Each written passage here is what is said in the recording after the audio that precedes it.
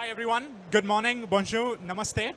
It's a real pleasure and an honor to be here today and to invite to the stage our fairly esteemed panel, Siddharth Tiwari from the Bank of International Settlements.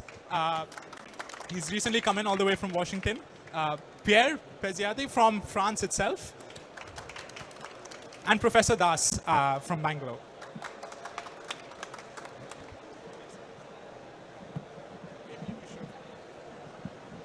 A bit. Won't fall off. So before we dive in, it's really an honor because Siddharth has been working extensively with the Bank of International Settlements on highly important multilateral issues of today, economic and otherwise. Pierre has been an entrepreneur himself, and so we'll sort of cover the range of public infrastructure that India has built out, but also the private innovation possibilities that open up both in India and beyond. And Pierre has founded successful companies and then joined the other side, which is the government in France, to build out state startups. And so many of the French digital commons that many of you may be interacting with were built out by Pierre and Henri Verdier and their team. And we also have Professor Das, who's worked extensively in the wireless broadband space, but more recently is the director of one of India's premier technology institutes, IIIT Bangalore, to talk a bit about India's identity effort and the open source effort that's underway to take it to other parts of the world. So thank you, everyone, for coming here physically, and thank you all for joining in digitally and virtually as well in India and France. Before we dive into what all of this is, I think if you look at the times we're living in and the current societal problems that are facing us, we're just coming out of a pandemic in a fairly serious situation across the world. And there are a lot of open questions around how do we actually build from here? What new technologies need to be created to solve the problems of financial inclusion, health inclusion that are facing many of our societies across the world? And while we're all familiar with the conventional approaches, which is one either being big tech that you and I interact with on a daily basis, or a range of other approaches that might be more, if I may say so, very state-driven, I think there is a third model that's emerging. And so to open it up, I'd like to ask Siddharth to talk a bit about, what is digital public infrastructure? What does that look like, and why is it really important given the times we're living in? So it's very unusual to have two Siddharths on the stage at the same time. And so thanks so much. I want to go back a little bit to give you a sense of why a digital public infrastructure is, why it is a unique breakthrough as far as the development process goes. So for about 1,000 years, 2,000 years, we were very used for people to prosper as economies developed.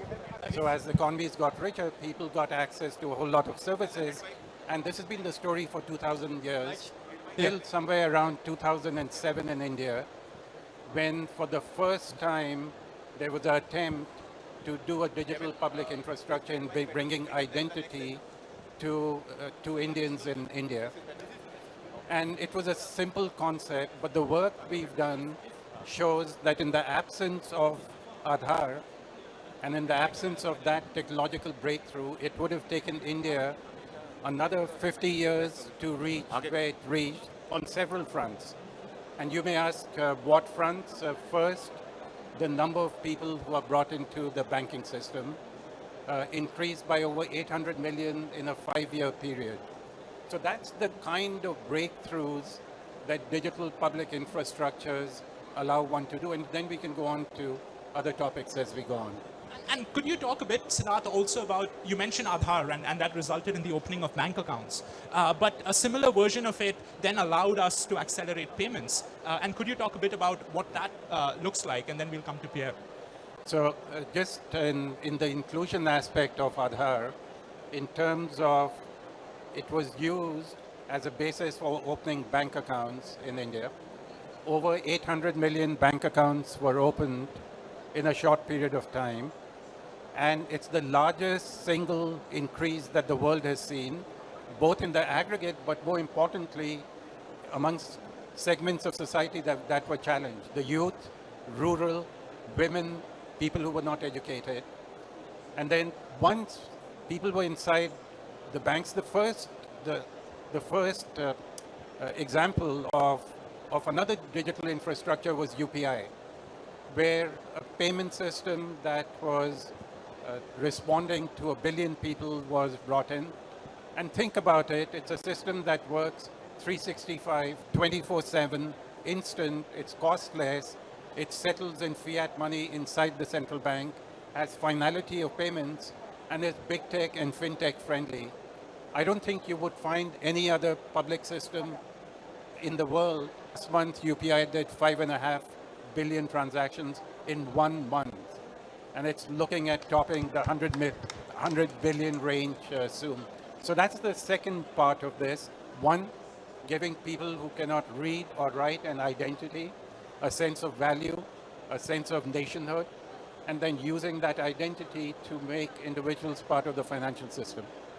Thank you, Siddharth. And as you outlined, it's very clear in a country of 1.4 billion people with large amounts of diversity, there is this case for public infrastructure to be built out, whether it's in the form of platforms like Aadhaar or in the form of protocols like UPI that facilitate these multi-party interactions. But coming to France, France has been doing a lot of work, Pierre, over the last few months that I've spent in Paris on something similar, what you call digital commons, but I think it's very similar, and addressing a fairly related set of areas and problems. So could you talk to us about, why is this sort of public infrastructure important, even in an economy like France and France in the broader European Union as well? Thank you, Siddharth. Thank you. I feel very, very humbled by the achievements made, and I will talk about innovation in public services. The first issue with innovation is the innovation usually breaks a rule. And it's uneasy to break a rule inside a system or inside a bureaucracy, inside an existing organization. So the first thing we did in France is to set up an incubator program, allowing public servants to get out of the system to solve a problem. And that's how we build systems that help taxi drivers, help spread culture, like maybe some of you know the pass culture, which is a great success of the President Macron. But the first important thing is to step out of the system, to think different, to be allowed to think different, and to use technology to find new ways of solving problems. Otherwise, we've been using technology to reproduce the procedures, or we've been digitalizing forms for a long time. So this IT was a synonym of forms, digital forms. And so the first idea was to get out of the system, to reinvent the system, and then scale up so that you engage all the population and you become the new public service. So we've been transforming the system from the inside with an incubator called beta.gov, and which has been running more than 100 startups and a dozen unicorns now. So that was my first insight. The second is, when we were doing so, we were doing that with very low means, very low, very few money, and we need to find strategies that we can afford at low cost. And we found in the community systems like open source, like a community system like Wikipedia or OpenStreetMap or Open Food Facts, that are not only softwares but communities fulfilling a big databases that are really useful for the people. And we found that these strategies were very powerful when we had the necessity to be very, very, very cheap to go to market. So that's why we met with you guys, and we realized that we had the same strategy, because you mentioned that the UPI system is not a communist system saying these are the payments in India. It is an innovation-friendly system. That is mostly a protocol, APIs that just says our preference is that raw payments are free, but now please invent everything on top of that, and you can make buy now pay later systems on that and be profitable. And that's what we call here platform strategies, and that the governments don't really have developed yet. And we found that very instructive to use this strategy to enforce public services, whether in culture, in education, or mobility. Thank you, Pierre. And one of the things I realized in sort of my interactions with the French ecosystem was the strong notion of sovereignty. Digital sovereignty, President Macron talks about it, but sovereignty of the kind where it's really about preserving individual agency, right? Putting individuals at the center, rethinking that balance between the state and the market and civil society, which was sort of similar to how we were thinking about it within the Indian ecosystem as well, what we call Samaj Bazaar Sarkar in Hindi. Could you talk a bit about, what does that mean when President Macron talks about digital sovereignty, and how do digital commons relate to that? You must understand that sovereignty is a question of point of view. If I ask the the China government what is the definition of the software, the digital sovereignty, they will have a really different vision from us. For us, the digital sovereignty is that the technology should stick to our values. Our main value is freedom. Here, and so we found very useful to, and some of the leaders in technology don't really stick to that, actually. They decrease our privacy, they can decrease, so we have to enter into a bargain of power into that, so we cannot only rely on large technology providers because they don't stick exactly to our values. That's why we have to be very innovative, and we can, as I mentioned earlier, governments are not large tech companies that can hire hundreds or thousands of brightest engineers. They have to invent new ways of being at that level to compete and enforce their values.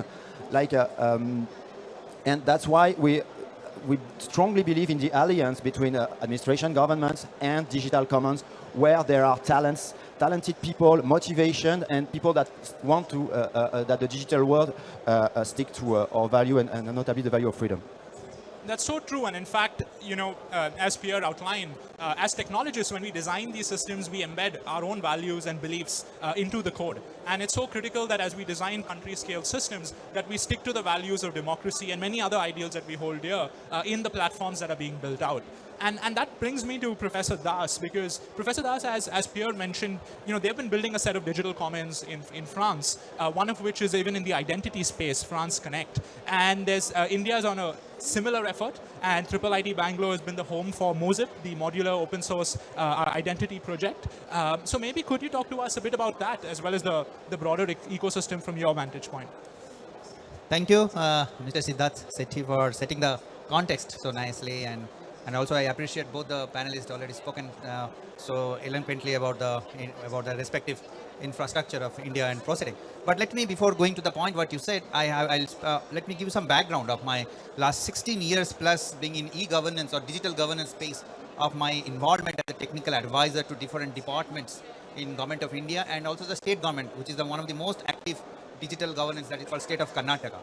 So in many departments where I worked, starting from Ministry of Home and Finance and e-governance, judiciary, everywhere I found that the performance of these digital stacks or digital infrastructures both has evolved over a time from last 16 years, which has increased the performance, transparencies, and all those things. But however, one of the main thread between all these things for those new applications or the new inventions which are happening is digital identity requirement from the citizens. Because one side is government or the private organizations, they want to give lot of facilities or the help to the citizens, but they need one of the main important thing which I said is the identity, to whom I am giving. Even the bank wants to give the money, but whom I am giving or who is opening the accounts. So digital identity or the Aadhaar, which was developed 15 years back, has helped as an accelerator to develop all those things in India.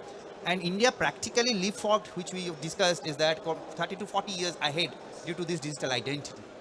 However, this digital identity is not a simple system or a platform to develop, because it needs multiple things, starting from technology, security, privacies, and multiple thread between all these things for those new applications or the new inventions which are happening is digital identity requirement from the citizens. Because one side is government or the private organizations, they want to give lot of facilities or the help to the citizens, but they need one of the main important thing which I said is the identity, to whom I am giving. Even the bank wants to give the money, but whom I am giving or who is opening the accounts. So digital identity or the Aadhaar, which was developed 15 years back, has helped as an accelerator to develop all those things in India. And India practically leapfrogged, which we have discussed, is that 30 to 40 years ahead due to this digital identity. However, this digital identity is not a simple system or a platform to develop, because it needs multiple things, starting from technology, security, privacies, and multiple things. In that respect, in IIIT Bangalore, by the help of lot of from different organizations, we are developing a modular open source identity platform, which we talked about, called MOSIP. And this has given a huge advantage, like following, that many digital identity platforms in the world are very much proprietary. But MOSIP gives you the open source, makes the owner of the MOSIP user as the owner of that platform. It has no lock-in systems. So any government or any organization picks up MOSIP from the MOSIP platform, they can be lock-in free. There are no lock-ins. They can develop on that. They're configure it according to their requirements. They're the owner of the software also. Secondly, all the vendors or system integrators, whichever the country picks up MOSIP, cannot be a vendor locked in. It is agnostics to vendors, because there are 70 vendors and also the 10 system integrators in the world are being involved in this development and procurements of MOSIP. So looking at that, MOSIP is one of the platforms which we given to the world free of cost also, because no one has to pay any money for having the MOSIP as their country's one of the digital identity provider. So being so much of things which gives the MOSIP, I again want to recollect and repeat what Mr. Siddharth Tiwari said few minutes back, and the minister said 20 minutes back, is that for all this application, it may be UPI, it may be any of the applications, you need the digital identity to make it successful. So MOSIP has become so popular now that within the 3 years, around 7 countries have been adopted it. Out of that, 2 has already rolled out in 65 million plus, and another 5 are doing the test beds on their countries. So this technology-wise also, it has a lot of flexibility, scalability, modularity, and lastly, which is the most of the questions people ask us, what about the security of one? So we are highly secured in that way, end-to-end, because it uses all the open source like RSA and all kind of algorithms for security. And lastly, the privacy, which is also asked by many people. So you can configure MOSIP according to the privacy requirement of your country's policy or the company's policy or the citizen's policy also. Citizen wants that I don't want to give some of my information, that also can be done. So this leads to this open source and open standard leads to that helping us for interoperability. That means that if a country adopts or a company adopts MOSIP as a digital identity, it can interoperable with another organization or another country. If know your customers, that KYC, we say e-KYC, is available from both the countries, then we can make a UPI-like financial transaction between the countries also. So MOSIP is a very strong platform or a stack, full stack, coming out from the India to already to the world. Already it has established in the world and moving forward in the world in that regards to help all the kind of policymakers, citizens to get the benefit of it. Thank you. And any questions of anything, over the time we can give answer to it. Absolutely. Thank you, Professor Das. And, that really paints a very powerful picture of digital identity. And I think a point that you made, which was very important, is this is not traditional e-governance, where it is designing technology that's used only within the government. MOSIP is actually enabling it across private sector as well. Yes. And so essentially what we're talking about is, much like many of us are used to internet standards, whether it was GPS, on top of which we've had Google Maps and a range of private innovations built out, www or HTTP, again, on top of which you had a whole range of private innovations. What we are saying is in socio-economically important areas like identity, payments, we'll come to data sharing in a few minutes, we need to take a similar approach. So maybe Siddharth and Pierre, if you could sort of briefly touch upon what does this look like? Because traditional e-governance, or when we think of technology being done by the government, it's often thought about in a way where it's just being used within the government, within government agencies. And in both examples that you mentioned, it is the state coming in to do a minimal set of activities, but then unleash innovation across the private sector and diverse groups of private sector, which is fairly unusual. So what does that look like, and how is it different from conventionally what most people are used to? So it's not only in the state, but also in the private sector. The traditional form of delivering products was end-to-end, meaning that if you were selling cornflakes, you owned the cornfield, you made the cornflakes, you owned making the cartons, filling them, selling them. And as Pierre mentioned before, the management has changed from end-to-end to a platform approach, right? So think about it. A company like Uber doesn't own the phone you use to make the call, the internet you use. All they own is connecting the driver with the customer. They don't own the payments method, and they don't own what feedback you give on the driver. And this stack approach or a platform approach came very early in India, in the India Stack story. And that has revolutionized the approach. It's also an approach where you regulate first, that you set out the regulatory perimeter, and you let the private sector innovate after that. You leave the consumer interface to the private sector, and what that does is that innovation becomes a part of the DNA in how this is carried on. This is very true. There is something also that is very true and very unknown from the politician point of view is that the regulator often think that they can regulate the system and the digital world with laws, only laws. And they could in the past, but today, for instance, we have a law here called Gdpr, and it was intended to protect our privacy in Europe. And the effect of this law is that it has put every internet page one click away from me, accept, and it has enabled the concentration of even bigger data broker that even concentrate more data. So actually, it failed in that perspective of protecting our privacy because it was thought just only as a law. And policymakers now should be aware that if you want to enforce our values, if you want on the digital world, you need laws, but you also need to roll out infrastructure and protocols to enforce the laws. And I will finish by this. But we have a law called the Digital Service Act that is spreading next year. And one of the promises, you will have instant messages interoperability. I mean, you will be able to chat with your Signal app with a WhatsApp user, right? So this is a promise, but this won't happen with just a law. The technical people, if there are any here, know all the risk and the teeny bits details that will be the safeguards that will be needed if we don't want WhatsApp to siphon all the data from telegrams, etc. So the regulators here start to understand this, but it's new to them. And I thank you for giving me the opportunity to express this again. If you want to regulate the digital world, you need laws and you need digital infrastructure and protocols that are often managed as digital commons with not only the governments managing them, but the whole private sector and the community. In fact, we like to call it techno-legal, right? So you need a legislative framework that addresses many of the societal concerns, but that legislative framework needs to be supplemented by the right open technology standards to actually bring that interoperability to life. Whether it is in the case of identity technology supplementing a government's policy of welfare distribution, benefits of different kinds, or if a country wants to move towards a less cash society, what UPI, Siddharth mentioned, supplements that effort. Pierre, you mentioned GDPR, right? And this techno-legal approach to GDPR. There's been a bunch of effort taking place in India, Siddharth, called the Data Empowerment and Protection Architecture, which essentially enshrines this techno-legal thinking, creates a new class of institutions such that individuals, 1 billion individuals, are truly given control of their data. Could you talk a bit about what that looks like? And as Professor Das mentioned, privacy is extremely important, but privacy is very abstract.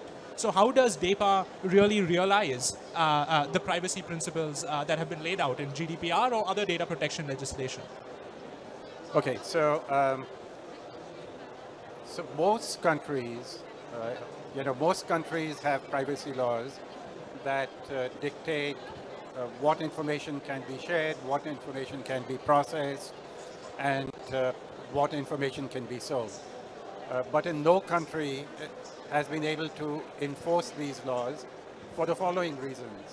One, I mean, I don't know about you, but when I download an app, it takes me less than 15 seconds to hit I agree. And I suspect you do the same faster than me. In giving ex-ante consent, it's always broad and sweeping, and you've signed away all the data that is being generated in that activity. And the reason I say why this is a problem is that the data that you've given away has value, and consumers often don't recognize what the value is. If you doubt what I'm saying, look at the top 10 Fortune 500 companies. 7 of them are data companies. Data is the only example where the creator of something of value, meaning you have no knowledge of where it resides, you have no control on how it is traded, and you get no value when it is sold. So fast forward the amount we saw before on the movie, there are 1 billion phones in India. So do the arithmetic yourself, 1 billion phones, people surfing 20 times a day, 20 billion pieces of data. So that's a huge amount of data that is being generated, and any approach to enforce privacy has to be done through technology. Without it, it is not possible. So DEPA in India, or a general consent-based mechanism, is trying to answer the question that the consumer is the owner of the data, even though it is sitting in incompatible formats and in silos in different companies. So the system that's been created is a digital system that empowers the consumer. The consumer is able to pull their data from where the data resides through an intermediary and deliver it to those who can use the data for the benefit of the consumer. So a simple thing being, you want life insurance, you are able to pull health or financial data from your sources, give it to a life insurance company that can determine whether you are worth insuring or not. So that's the original version of the DEPA framework, and it's being applied in the financial sector right now. Just to give you an example, it's a big country, so pilots become large. There's a pilot on the account aggregator system, was started in September, went live. And last month when I looked at it, there were 225 million people who were riding the rails. So it's something that India has done repeatedly, which is to think big, start out small, but then really ramp it up really fast. And that's powerful because the ability for me to be in control, fetch my data in real time, and actually give informed consent, which otherwise many of us thought traditionally consent is broken. And what I hear is for the 75 years of our independence on 15th August, the goal is to get to 750 million accounts from the current 200 odd million number. But that day we've spoken about payments, we've spoken about mobility and data, but what are the digital commons we're not thinking of? You know, as we head into this future, is it climate or something else that you'd really like see this sort of whole public infra come in and private innovation be built on top that is critical for us? So the two global public goods that are out of reach right now are, one is data, and we've been talking about it, and we've seen some early moves in India and including in Gdpr on the data front. But the ultimate public good that is out of reach is climate. And a huge amount of effort has been done from the official sector. But the next frontier has to be that the private sector is disclosing their greenhouse gas emissions on an ongoing basis. But like the data that we talked about before, the disclosure on an ongoing basis doesn't take you very far. It will need, like Aadhaar, like UPI, like DEPA, it will need a tech underbelly to bring the information together, to provide it to the population in a coherent manner so that you and I as consumers can decide which company we are going to support and which company we are not going to support, and allow a market-driven, community-driven solution to tackle the climate challenge. It's been 300 years that we haven't been able to fix it. My hope is that in the next decade, by bringing ambition and technology together, we'll be able to solve it.